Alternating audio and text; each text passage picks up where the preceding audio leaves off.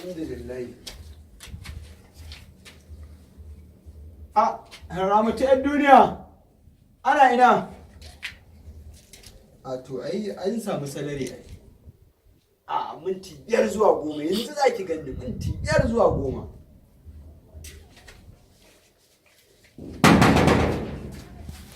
Salamu alaikum. Wa alaiki salam. Mai gida. Yaya? Kin da kenan. Wallahi mai gida. Ko kaga na dawo ina murna ba. Ai na ji sanarwa a rediyo cewa ai muku biya. Shine na garzayo in zo in gaya. Ai ta suka yi an daga sai wani watan mai zuwa sai watan sama. Haba mai gida bari mana. Ya kana gaya min irin haka mai gida. To me zan gaya miki? Ya kamata ko me kake ka dinga lissafi mai gida ka ji tsoron Allah. Wai kar shi za ta canza wannan rayuwar naka. To tsoron gidan ji. Ba ka tsoron Allah ne to. Tsoron gidan ji. Ba ka jin to sai na da ni da yaran. To bari mu dinga zuwa makota kullum mu wallahi kullum faɗe ake mu a makota.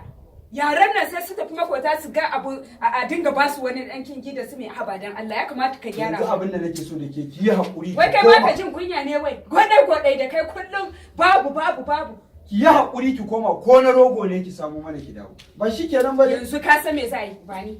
To ki bari sai na. Ban buka. Ki bari kawai in je in dawo. Ba shi kenan ba dai.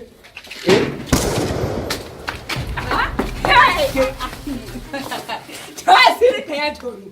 Wallahi asirin ka ya tonu. Wani asiri na tonu. Amma Kin ga wallahi ni na san da kariya kake saboda kai ba ka da ma ba ka jin kunyan kariya a rayuwa. Ki haka.